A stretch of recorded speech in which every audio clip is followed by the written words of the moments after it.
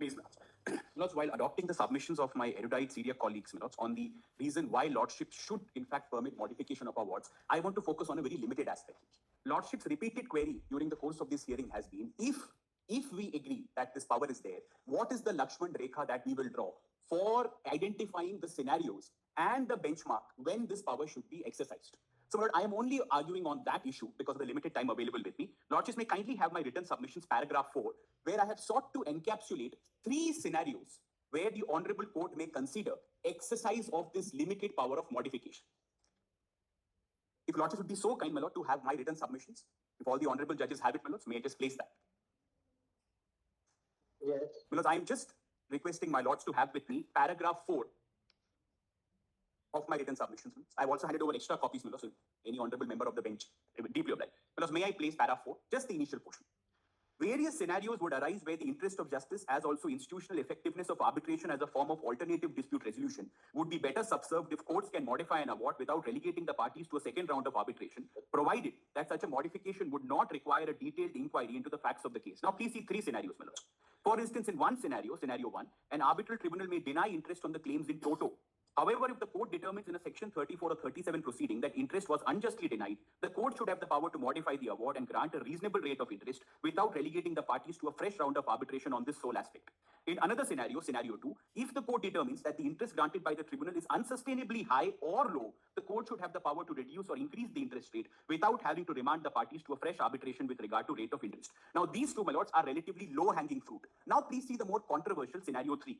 There might arise a third scenario, scenario 3, where the findings of the arbitral tribunal might be ex facie contrary to the record of the tribunal or the agreement between the parties, and modifying the award would not require an elaborate inquiry into the materials already placed before the arbitrator. Now, my lord, for this third scenario, I wish to place before my lord a judgment of the division bench of the Honorable Delhi High Court, which would show to my lord exactly why this limited, curated power should be available. My lord, please have my judgment compilation. There are many judgments there. I'm only going to show lordships 2 of them because of the limited time that I have at my disposal. Please see this judgment, which is at serial number 1, page 1, IRB Infra. My lord, this is a new judgment compilation that's been handed over. I have removed my earlier one because most of it was already covered. This is, my lord, running into 79 pages. I hope lordships has this judgment compilation. Yes. Yes, lordships may just see the first judgment of the division bench in IRB Ahmedabad versus NHAI. My lord, the facts were interesting. The contractor in this case files a claim, which lordships will find at paragraph 4 at page 2, seeking an award that it is entitled to issue passes without offering discounts to local commuters on the highway. So the majority award finds that yes, you are entitled, you don't need to give a discount to the local commuters. Now the NHI filed a counterclaim, which I'll take lordships to, which said no, direct them that they must provide the discount. Now in the section 34, the single judge sets aside the award. The contractor appeals to the division bench. The division bench upholds the single judge's order, but now please see what the honorable division bench does. So lordships will now note this interesting formulation. Please have with me, my lords, paragraph 36 at page 15. This is a perfect example of scenario 3. Please see para 36 minutes at page 15. May I read, my lords? Yes. Before the arbitrator, the NHI had filed counterclaims and prayed as under. In view of submissions made above, the claims of the claimant may be rejected and the claimant be directed to. Now, please note, my lords, Roman serial 1 and 2 are precisely the counter to the claim, which is direct them to issue discounted passes. Now, my lord, please see para 37. That's pregnant with legal consequence. The arbitrators in the award did not go into the counterclaims of NHAI, but granted the claims of appellant. Since the stand of the appellant has been rejected and award has been set aside, it is directed that the NHAI shall ensure that the concessional passes, discounts and exemptions as per notified toll rates are being extended to commuters and users. The appellant shall submit all its accounts within 8 weeks, who shall be entitled to recover all the excess amounts charged by the appellant. Now, my lord, the unarticulated premise of what the honorable division bench says is, it's a useless formality now to send the NHAI back to a fresh arbitration to again agitate its counterclaims. Because the courts applied its mind and the courts found that the stand of the contractor is completely unsustainable. Now, in a situation like this, my lords, will the courts now relegate the parties back to a fresh arbitration for something that's ex facie clear? Now, my lord, one question which will come is, all right, this is one factual scenario. How do we lay down a test? Now, my lord, with my limited understanding, my respectful submission is, and I say it with all responsibility at my command, useless formality. Useless formality is a controversial doctrine in administrative law. Because Lordship knows in administrative law, there is this dichotomy between the principles of natural justice not being applied and admitted facts leading to a particular conclusion. So that's a controversial doctrine in administrative law and service law. But please see, my lord, if we remove that element of natural justice, which would not arise here, please see one formulation which I can commend for Lordship's kind acceptance. Please see page 56 of my judgment compilation, which is, my lords, part of the judgment of this honorable court in MC Mehta, which begins at page 49. Please have, my lords, page 56. Please have with me para 21. Now, this is in the context of useless formality in administrative/service law, but please see para 21. Now, Lordships may ignore the first words beginning with, it is therefore clear that. Please start with, if on the admitted. Please note this, my lords. Lordships has that. At para 21 at page 56, my lords. Yes.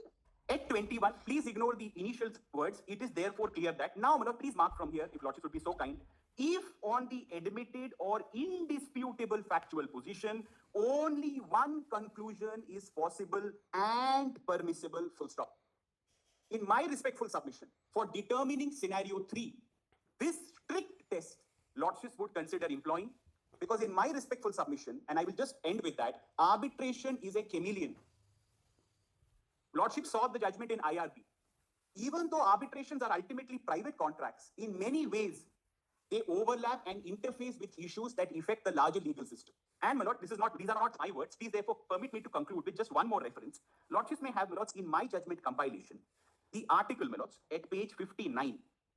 Now, this is, my lords, a 1952 article, which is considered the most unadulterated normative exposition of arbitration because of the honor and the era in which it arose, relatively uninfluenced by the commercial explosion that's happened thereafter.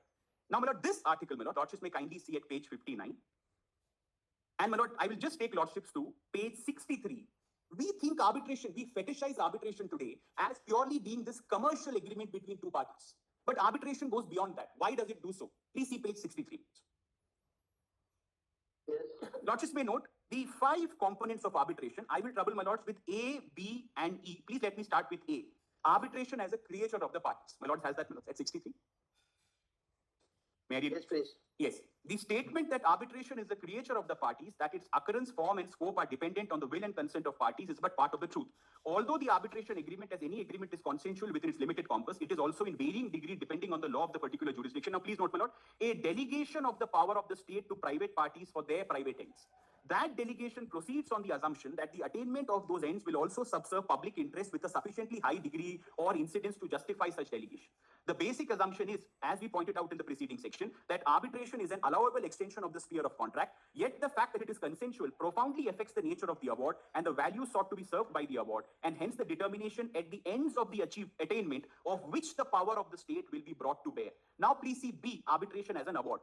The fact that the arbitration process involves a delegation of the power of the state also must be considered in the evaluation of the process, for the exertion of this power will channel conduct within or between institutions as the case may be, and thus have consequences with which society must be concerned.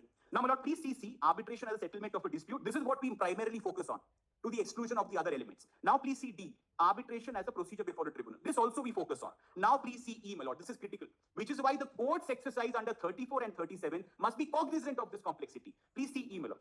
Diverse nature of the arbitration process. It will be evident from the foregoing that one of the fundamental propositions of this article, that it is erroneous to assume that the arbitration process remains the same and is uniform wherever the elements of its structure appear. It is erroneous to assume that arbitration is purely a structural concept definable by the occurrence of the elements noted in the definition at the outset of this article. An individual may be identifiable by the presence of a typical sentient anatomical structure. The personality of an individual, however, emerges when he is viewed in a social context. Similarly, the nature of an arbitration becomes revealed when it is viewed in its social context. For arbitration is a chameleon word, assuming varying significance as the social setting in which it takes place. Now, my lord, after this normative exposition, jurisprudential in nature, please see its application to commercial arbitration. That is what today we mostly engage with. Please have with me page 77. I'll conclude with this. Please bear this in mind, my lords. Please see page 77.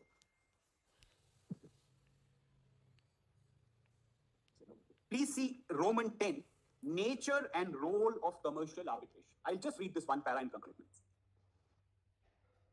Yes, may I read? The term commercial arbitration implies the arbitration of disputes arising in the life of trade and commerce.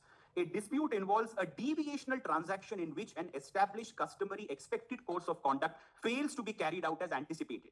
the particular parties to the dispute may or may not have been involved before in similar transactions. At least one of the parties, however, will have performed many similar transactions in the past, so that its behavior will have become institutionalized, and there will thus be a pattern of practice or norm against which the deviational transaction can be appraised. The fact that this pattern of practice, which usually involve an external relation of a business institution, is of little social significance. The significant circumstances to be examined and weighed in determining whether a deviational transaction should be approved or condemned are: first, the nature of the established norm of conduct against which transaction to be measured; second, the nature of any general rules of law relevant to such transaction; and third, the nature of any special rules of law established by the party to govern the transaction. Now, my lord, the next two sentences are pregnant with consequence. Thus, no dispute can be said to be isolated or discrete. The parties may be, but not the institutional relationship in the performance of which the dispute eventuates.